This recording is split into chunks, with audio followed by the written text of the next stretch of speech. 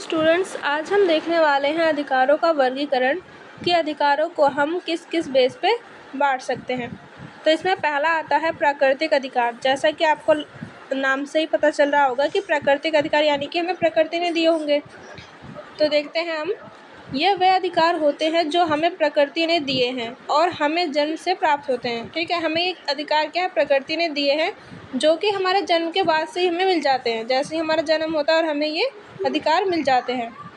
प्राकृतिक अधिकारों का समर्थन सामाजिक समझौते के समर्थकों ने किया था। ठीक है, हमने पढ़ा है सामाजिक समझौते से ही समाज बना था, है ना। ऐसे हमने कुछ विचारकों के बारे में पढ़ा है। तो ये उसकी बात कर रहा है कि प्राकृतिक अधिकारों का समर्थन सामाजिक समझौते के समर्थकों यानी कि जो उनके विचारक रहे हैं उन्होंने किया है। इसमें 3 प्रकार के अधिकार आते हैं। ठीक है, प्राकृतिक अधिकार में 3 प्रकार के अधिकार आते हैं। कौन कौन से? जीवन का अधिकार, संपत्ति का अधिकार, स्वतंत्रता का अधिकार। ये 3 अधिकार आते हैं। अब हम इन तीनों को एक एक करके डिटेल में देखने वाले हैं। आइए देखते हैं।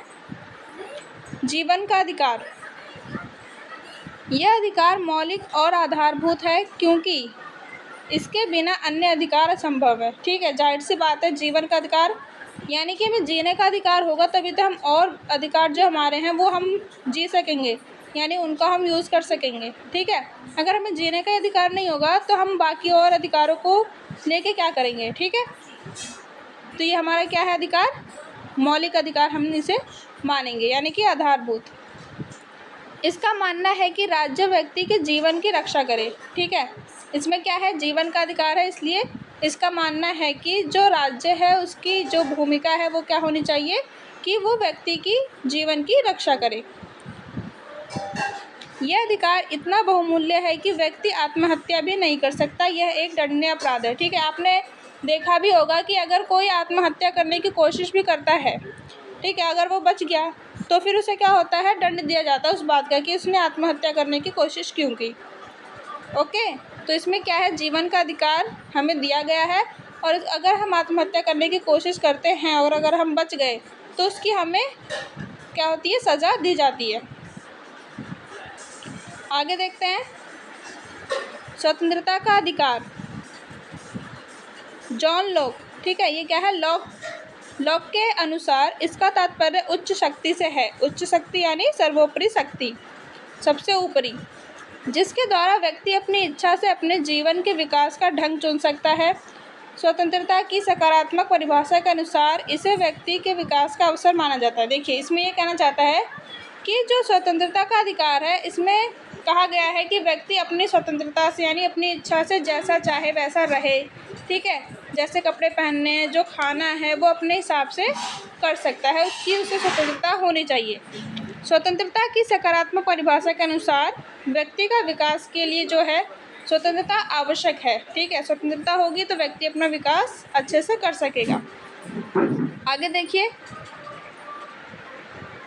संपत्ति का अधिकार, व्यक्ति वैध तरीके से, इसमें कहा जाता है कि अगर देखिए व्यक्ति वैध तरीके से संपत्ति का अर्जन करता है, यानी कि व्यक्ति जो है संपत्ति जो इकट्ठा करता है, ठीक है, वो अपना क्या करता है, वैध तरीके से यानी लीगली करता है, अपनी मेहनत से करता है और अपनी इच्छा से उसका उपयोग कर सकता है।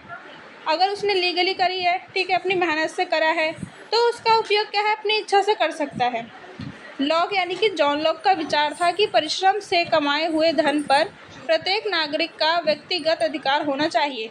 इन्होंने कहा है कि व्यक्ति ने अपने परिश्रम से वैध तरीके से पैसे कमाए हैं तो उस पर क्या है, उसका व्यक्तिगत अधिकार होना चाहिए।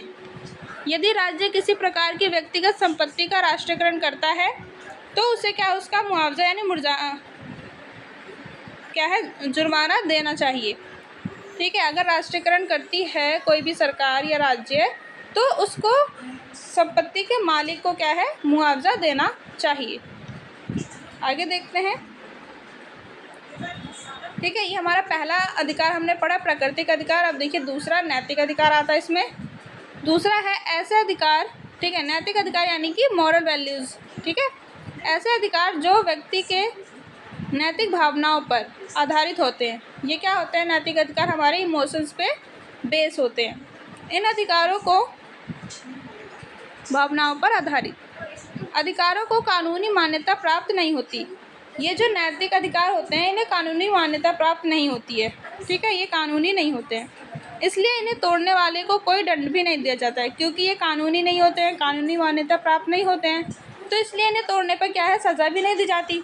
जैसे कि हम उदाहरण से समझ सकते हैं, देखिए, जैसे बच्चों का ये नैतिक अधिकार है कि वह अपने माता पिता की सेवा करें, ठीक है, ये नैतिक अधिकार है, परंतु यदि वह नहीं करते हैं तो भी उन्हें क्या है, सज़ा नहीं दी जाती, क्योंकि ये कानूनी अधिकार नहीं है, नैतिक अधिकार है। आपको समझ आया एग्जाम्पल से? अगर नहीं आया तो प्लीज़ एक बार और सुन लीजिए कि अगर कोई बच्चा है, एग्जाम्पल के तौर पे लीजिए, वो अपने माता पिता की सेवा नहीं करता है, ठीक है, तो भी उसे सज़ा नहीं दी जा सकती, ठीक है, क्योंकि ये हमारा नैतिक अधिकार है, कानूनी अधिकार नहीं है। आगे देखिए, थर्ड राइट हमारा कानूनी अधिकार। कानूनी अधिकार वह अधिकार होते हैं जिन्हें राज्य की मान्यता प्राप्त होती है, ठीक है, कानूनी अधिकार क्या है, हमारी राज्य से मान्यता प्राप्त होती है, यानी राज्य इन्हें देते हैं, राज्य ही इसे लागू करता है और इसके उल्लंघन पर दंड भी देता है। राज्य इन्हें बनाता है, ठीक है, और लागू करता है, और अगर उसे कोई तोड़ता है उस कानून को तो उसे दंड भी देता है, उल्लंघन पर दंड। बेंथम और जॉन ऑस्टिन ये दो विचारक हैं, इनके विचारों को देख लीजिए। देखिए, बेंथम और जॉन ऑस्टिन ने अधिकारों के कानूनी सिद्धांत का निर्माण किया, ठीक है, बेंथम और जॉन ऑस्टिन ने ही कानूनी सिद्धांत के बारे में बताया। इन विद्वानों के अनुसार मनुष्य का कोई भी अधिकार राज्य की देन है। अधिकारों का प्रयोग कानूनी सीमाओं के भीतर ही किया जाना चाहिए। इसमें इनका कहना है कि जो भी कानून हमें दिए गए हैं, ठीक है, वो कानूनी सीमाओं के अंदर ही होने चाहिए, ना कि अपनी मनमर्जी से आप कुछ भी अपने क्या है अधिकारों का प्रयोग किए जा रहे हैं, ठीक है। आगे देखिए, ठीक है, आज के लिए इतना ही, बाकी का हम नेक्स्ट वीडियो में देखेंगे। अगर आपको अच्छा लगा हो तो प्लीज़ लाइक और सब्सक्राइब कीजिए। Okay, best of luck.